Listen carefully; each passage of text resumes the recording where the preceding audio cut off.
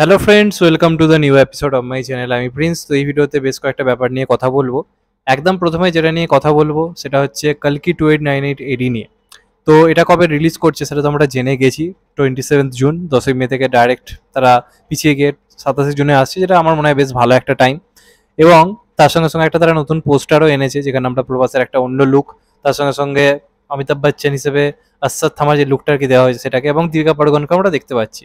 সেগুলো তো আমি সেটা নিয়ে কথা বলেওছি। এখন একটা ব্যাপার হঠাৎ করে চোখে এলো, এটা নিয়ে আমার মনে হলো এখন অবধি খুব একটা কেউ কথা বলেনি, কিন্তু এটা হতে পারে, এটা আমার ধারণা। নানা রকম থিওরি সামনে আসছে এটা ওটা কালকে 2898 এডি নিয়ে। আমার যেটা মনে হয় এই সিনেমাতে কিন্তু প্রভাসের ডবল রোল থাকতে চলেছে। মানে প্রভাসের যে চরিত্রটার একটা ভালো চরিত্র, একটা খারাপ চরিত্র, এমন কিছু একটা ব্যাপার কিন্তু থাকতে চলেছে।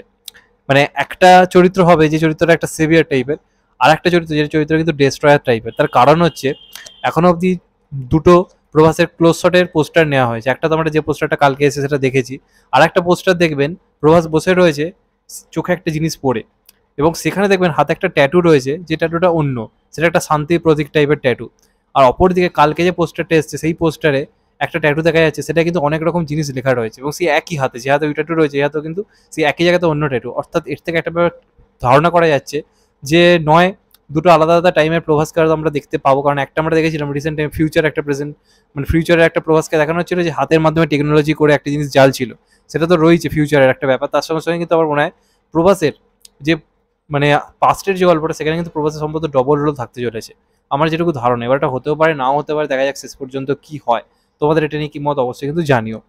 এরপর যেটা নিয়ে কথা বলবো, প্রসেনজিৎ ঋতুপর্ণা জুটির 50তম সিনেমা। জাস্ট ভেবে দেখুন একটা জুটি কতটা সফল হলে নিজেদের 50তম সিনেমায় পা দেয়। সময়ের সঙ্গে সঙ্গে সময়, মানে যুগের সঙ্গে সময় বদলেছে, তাদের জুটির সিনেমার ধরনও পাল্টেছে। তো আজকে আমরা যদি দেখি কৌশিক গাঙ্গুলির নতুন সিনেমাতে আসতে চলেছে, সেখানেই আমরা 50তম জুটি হিসেবে প্রসেনজিৎ ঋতুপর্ণাকে পেতে চলেছি। এবং সিনেমাটার নাম হচ্ছে অযোগ্য, এবং এটা হচ্ছে 7ই জুন রিলিজ করছে, এবং ডাইরেক্ট ক্লাস হবে বুমেরাঙের সঙ্গে, সেটা আমরা জেনেই গেছি। তো এটারই আজকে কিন্তু প্রথম পোস্টার আনা হয়েছে, একদম অফিসিয়াল পোস্টার। পোস্টারটা কিন্তু বেশ ভালো হয়েছে। এখন পোস্টার নিয়ে আলাদা করে কথা বলার মতো যে কিছু ব্যাপার রয়েছে তা নয়, তবে পোস্টারে প্রসেনজিৎ চট্টোপাধ্যায়ের চরিত্রের যে সেটটা, একটা মানে চরিত্রের অনেকগুলো সেট থাকবে সেটা বোঝা যাচ্ছে। কারণ দেখবেন ভালো করে পোস্টারটাতে, আমরা যদি ভালো করে দেখেন পুরো পোস্টারটায় প্রসেনজিৎ চট্টোপাধ্যায়ের ফেসটা সেম রয়েছে, কিন্তু একটা পোর্শনে পুরো লাল রঙের একটা লাইট ফেলা হয়েছে। আর লাল রঙটা কিসের প্রতীক? লাল রঙটা হচ্ছে বেসিক্যালি একটা, মানে বলা যেতে পারে, মানে কি বলবো, কোনো কিছু খারাপ কিছুর ইঙ্গিত করছে, কোনো কিছুটা মানে অশুভ ইঙ্গিত দিচ্ছে, সেরকম একটা মানে ফিল আমাদেরকে দেয়, এই ফিল টাইপের একটা ব্যাপার দেয়। তো খুব সম্ভবত প্রসেনজিৎ চট্টোপাধ্যায়ের চরিত্রটা একটা গ্রে সেট থাকতে চলেছে এই সিনেমাটার মধ্যে। আর ঋতুপর্ণ, মানে ঋতুপর্ণা সেনগুপ্তের যে লুকটা, সেটাকে তো আমরা দেখতে পাচ্ছি খুবই নর্মাল একটা লুক দেওয়া হয়েছে, সেটা নিয়ে আলাদা করে কিছু বলার নেই। তবে প্রসেনজিৎ চট্টোপাধ্যায়কে দেখতে খুব ভালো লাগছে, এবং দুজনেরই মানে সময়ের সঙ্গে সঙ্গে নিজেদের যে অভিনয়ের ধরন পাল্টানো, সেই ফিলটা খুব কোথাও গিয়ে হচ্ছে। এবং আশা করবো 50তম সিনেমা হিসেবে কোথাও একটা কিছু আমরা বিরাট কিছু হয়তো পেতে চলেছি। তো দেখা যাক কবে মানে মোটামুটি টিজার ট্রেলার এগুলো আসে। আমি কিন্তু এই সিনেমাটা নিয়ে বেশ এক্সাইটেড রয়েছি, কারণ প্রসেনজিৎ ঋতুপর্ণা জুটিকে আমরা নতুনভাবে পেতে চলেছি, আমাদের জেনারেশন। তো দেখা যাক শেষ পর্যন্ত কেমন হয়। আর লাস্ট যেটা নিয়ে কথা বলবো সেটা হচ্ছে মির্জা 2 টাইগার নিয়ে। তো এটা নিয়ে অনেকেই আমায় জিজ্ঞাসা করছে, যেটা নিয়ে তোমার বক্তব্য বলো। কারণ অঙ্কুশ দা একটা প্রমিস বারবার করে আসছে যে আমার কাছে টাকা থাকুক না থাকুক, যাই হোক না কেন, আমি যেভাবে হোক মির্জা 2 আনবো। কিন্তু আপাত দৃষ্টিতে আমরা যদি বাস্তবটা ভেবে দেখি, এটা অনেকেরই প্রশ্ন, যে মির্জা 2 আদৌ কি হওয়া কখনো পসিবল?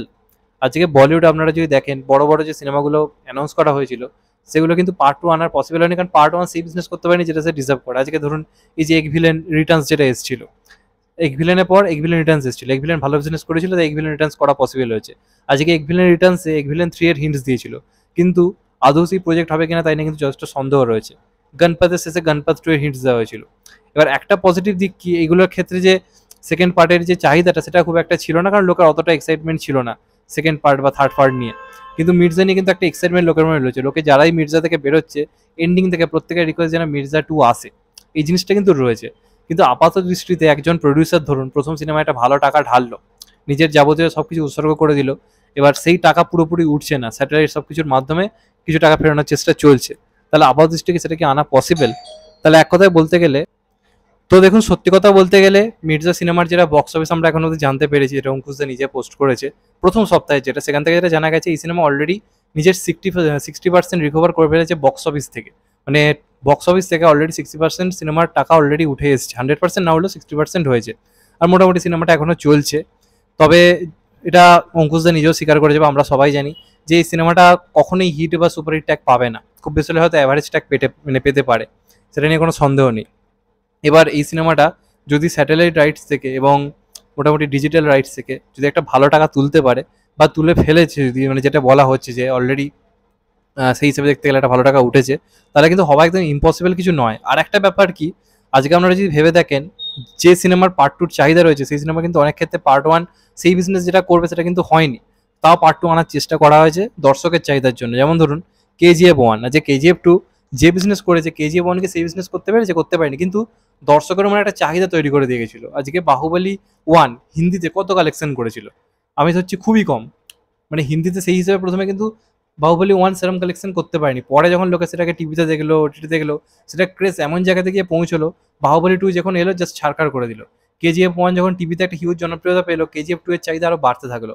তো টিভি বা OTT কিন্তু একটা ভালো মাধ্যম, এমনিতেই সিনেমাটা হল থেকে একটা ভালো রকম চাহিদা তৈরি করতে পেরেছে মির্জা 2 এর জন্য। অলরেডি সোশ্যাল মিডিয়াতে এই কথাটা খুব উঠছে যেন মির্জা 2 হয়, মির্জা 2 হয়। সেখান থেকে দাঁড়িয়ে আজকে এই সিনেমাটা মানে পার্ট 1 একটা মোটামুটি সফলতা পেয়েছে, এবং যেহেতু যিশুর যে ক্যামিওটা লাস্টে দেখানো হয়েছে সেটা কোথাও গিয়ে সিনেমাটার প্রতি লোকের এক্সাইটমেন্ট আরও বাড়িয়েছে, এবং সিনেমাটা আরও বড় স্কেলের হবে এই নিয়ে কোনো সন্দেহ নেই। তো সেখান থেকে দাঁড়িয়ে আজকে যদি টিভিতে বা OTTতে এই সিনেমাটা যদি তুমুল জনপ্রিয়তা পায়, আশা করা যায় পাবে, তাহলে কিন্তু মির্জা 2 হওয়া কখনোই ইম্পসিবল নয়। কেন ইম্পসিবল না, তার কারণ হচ্ছে একটাই, প্রথম সিনেমাটা দর্শকের পছন্দ হয়েছে। আজকে গণপতের পার্ট 2 করা পসিবল না, কারণ গণপত রোস্ট করেছে লোকে। বড় মিয়াঁ ছোট মিয়াঁর পার্ট 2 হওয়া পসিবল না, কারণ লোকে রোস্ট করেছে। এগুলোর ক্ষেত্রে ব্যাপারটা আলাদা, কিন্তু এই সিনেমাটা যে কটা লোক দেখেছে, লোকে পছন্দ করেছে, তাই তারা ডিমান্ড করছে, অডিয়েন্সের ডিমান্ড যে চলো পার্ট 2 আনো, যেটা পারিয়ার ক্ষেত্রেও হয়েছে। তো সেটা কিন্তু একটা বিরাট পজিটিভ দেখি সিনেমাটার ক্ষেত্রে। আজকে মির্জার হাইপ কিন্তু ভালো ছিল, কিন্তু যখনই মির্জা 2 অ্যানাউন্স হবে তখন অবশ্যই সেটারও হাইপ থাকবে। এবং অঙ্কুশদা একটা কথা খুব ইম্পর্ট্যান্ট বলেছে, আমাদেরকে ট্রাই করে যেতে হবে। এবং যেহেতু আমি আমার সিনেমায় প্রমিস করেছি যে দর্শককে, যেহেতু আমি লাস্টে দেখিয়েছি যে হ্যাঁ মির্জা 2 আমি করব, তাহলে যদি আমি এখন না আসি সেটা কোথাও গিয়ে আমার হেরে যাওয়া হবে, তাই আমি যেভাবে হোক আনবো। তো অঙ্কুশদার ওপর আমার ভরসা রয়েছে, যেভাবে হোক যাই করে হোক আসবে, এটুকু শিওর, তবে টাইম লাগবে। আমরা আজ হলো কালকে আমরা চাইতে পারিনি যে মির্জা 2 আনো, মির্জা 2 আনো। এখন অনেক সফলতা আরও দরকার, অনেক কিছু হওয়া দরকার, তারপর পসিবল। তবে যেহেতু অঙ্কুশ এরকম একটা টাইমে মির্জা আনতে পেরেছে, মির্জা যেহেতু একটা ভালো রকম দর্শকের পছন্দ হয়েছে, সেক্ষেত্রে মির্জা 2 হওয়া কিন্তু আমার মনে হয় না ইম্পসিবল বলে। অনেকে দেখছি বলছে যে আর কি করে হবে, আর কি করে হবে, তাদের জন্য আমার এই ভিডিওটা করা। তোমাদের এটা নিয়ে কি মতামত অবশ্যই জানো, এবং মির্জা 2 এলে তোমরা কতটা এক্সাইটেড সেটা নিয়ে অবশ্যই কিন্তু কমেন্টে জানিও। তো এগুলো ছিল আজকের আপডেট। চ্যানেলটা নতুন হলে চ্যানেলটাকে সাবস্ক্রাইব করে দিও and get the bell icon. ভালো থেকো সবাই, টেক কেয়ার, নমস্কার, আবার দেখা হবে এখন। তো ভাই সবাই ভালো থেকো, সুস্থ থেকো, নমস্কার, টেক কেয়ার, আবার দেখা হবে।